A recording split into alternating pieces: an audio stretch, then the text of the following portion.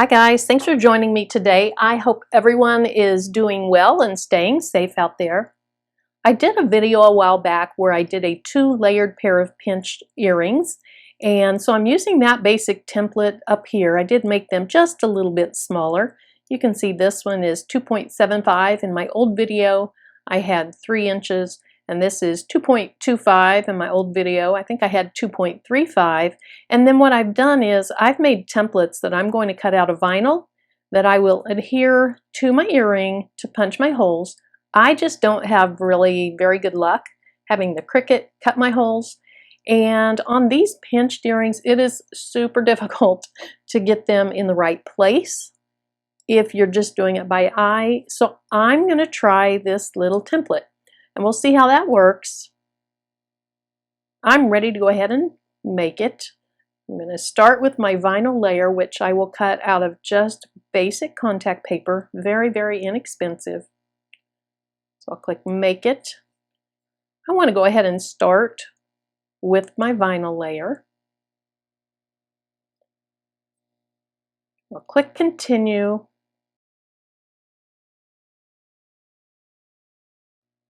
I'll click on Vinyl. Now I'm going to try less because this contact paper is very thin. So we'll see what happens there. And then I have my fine point blade in. So let me turn the camera around and we'll keep working.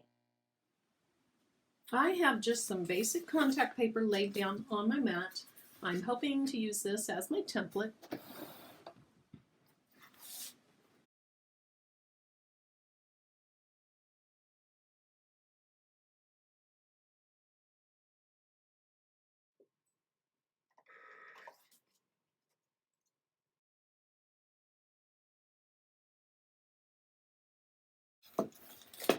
Okay, that's a good sign. I was afraid it would cut all the way through, but it didn't.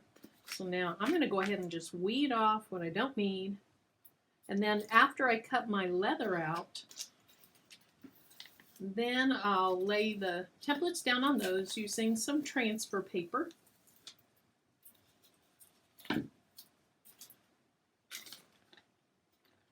Or I might just peel them off and lay them down with my hands. I'm not sure yet.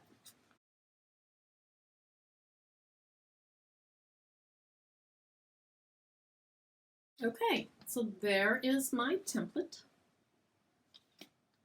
So this is going to be the top layer of my earring, and I got this piece from Springfield Leather Company. It's not very fuzzy on the back, so I'm not going to put contact paper under it like I often do. But I will go ahead and tape it up here at the top. I'm going to make my cuts over here on this side.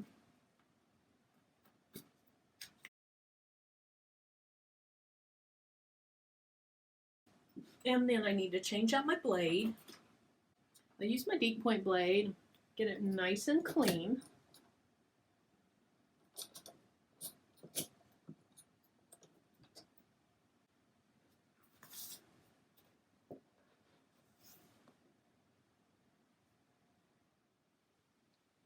I selected genuine leather and I have it cutting over here, so I want to move these wheels.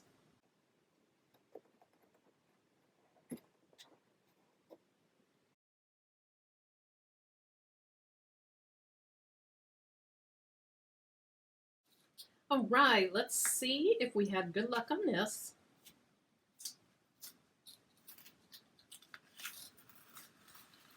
Yes, we did. Very pretty.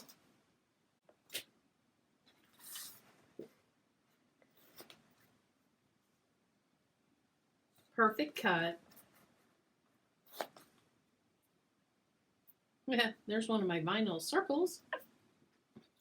Okay, that cut beautifully. There's really not even a need for any cleanup on those.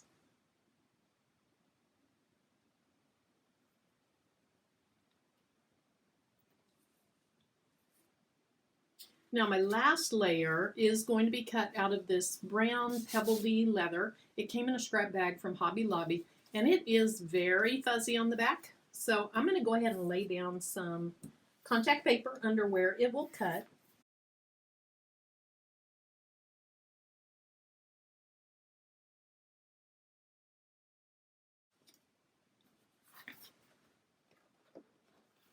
For this cut, I'm going to add a little more pressure. So I used the genuine leather setting, but then I did add more pressure.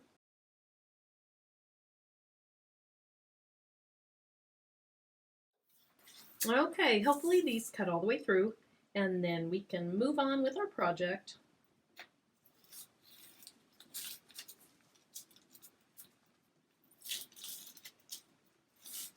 Okay, so they cut all the way through except for one teeny tiny little area, probably where the cut started and where it ended didn't match up exactly.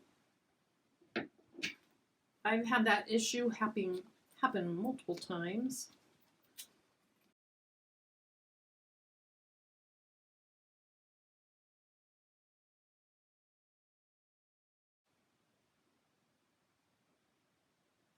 That one barely had anything to cut off. So these are, like I said, they're very fuzzy, so I'll clean those up.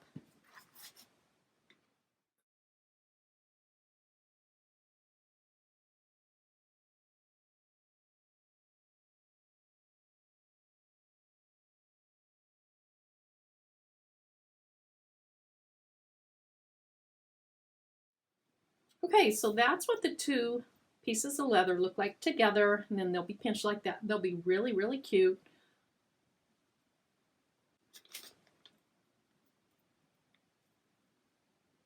I think I'm going to just try to peel this off and lay it down. I don't think I really need transfer tape or anything like that.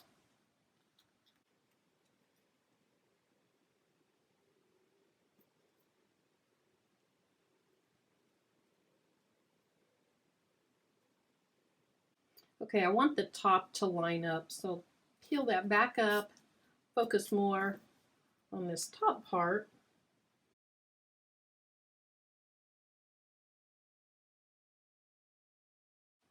Okay, that looks pretty good. So let me go ahead and punch these holes. I'm going to do one set of earrings first because if it doesn't work, there's no need to do both sets.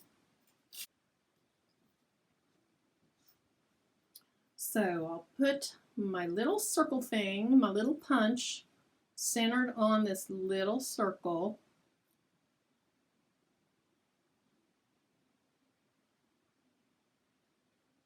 And then I'll just press.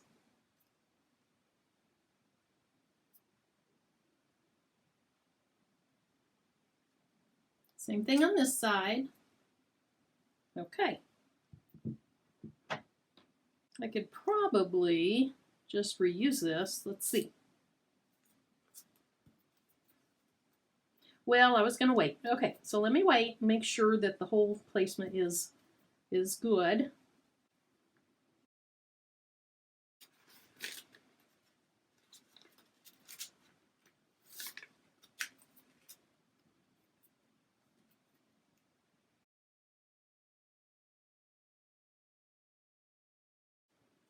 Okay, I'm going to call that good.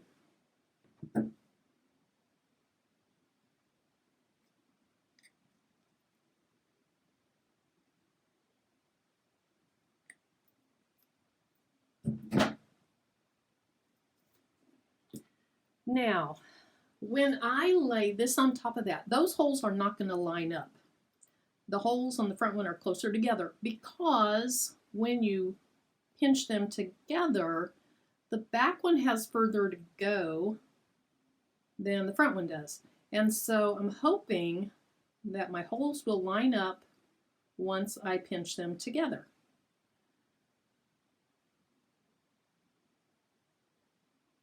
So let me grab my jump ring. I should have had that. I think I'm going to use these dark metal rings on these earrings. I think that'll look nice.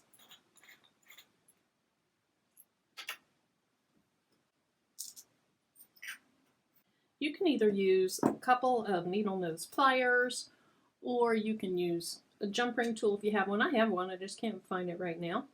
And so the opening in my jump ring is right up there. So I'm going to grab it alongside with both sets of needle nose pliers and twist it to open it. And these, you're going to have to open them a fair amount to get through this.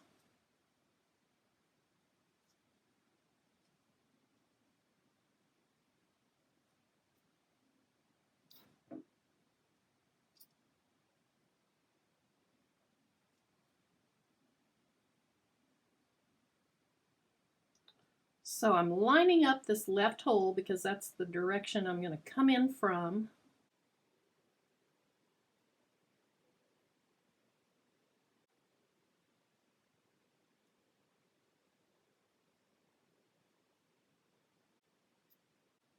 Okay, then I'm going to find the hole in my front layer, and then hopefully the hole in my back layer is very close to it.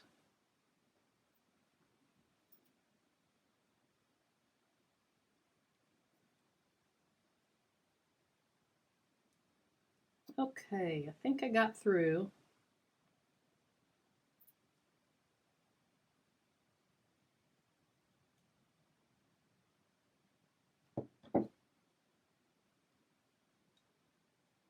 So I just want to grab this back side here and twist those two parts of the jump ring back together. And I don't have them lined up yet.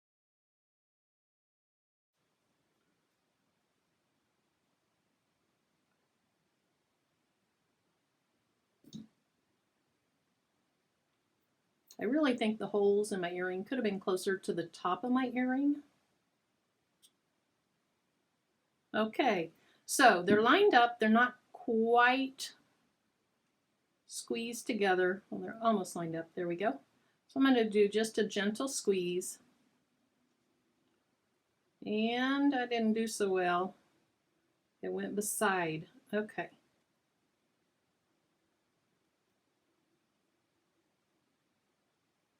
Okay. There we go.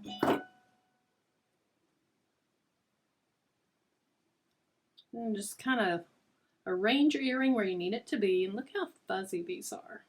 I'm definitely going to clean these up some more. I'll do that real quick before we keep going.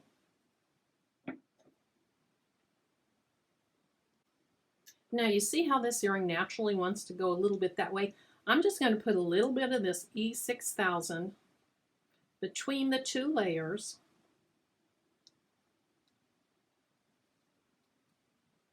I just dab a little bit on the back of this one.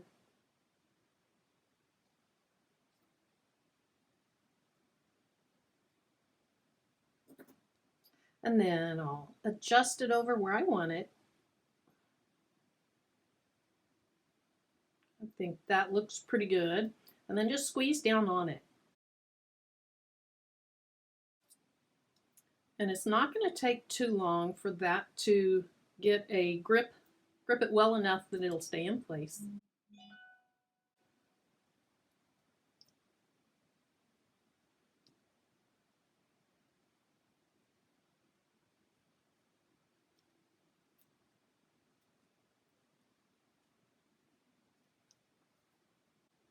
Now let's go ahead and add our fish hook on.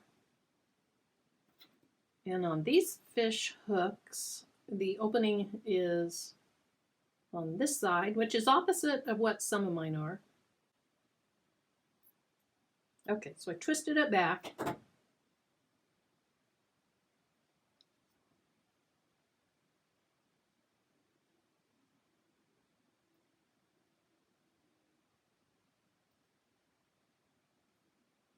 Now, if you were really good, you could have slid this onto this jump ring before you close the jump ring up. But I just don't have a lot of extra space, and I didn't think that was going to work well for me. So I'm just doing it separately. Okay, I'm going to twist it back in place. And then I'll make sure that there's really not a gap. There's a tiny gap. So I'm just going to barely squeeze on that. And there's our earring. Very cute. I like that. I'll go ahead and fast forward through me doing the second earring.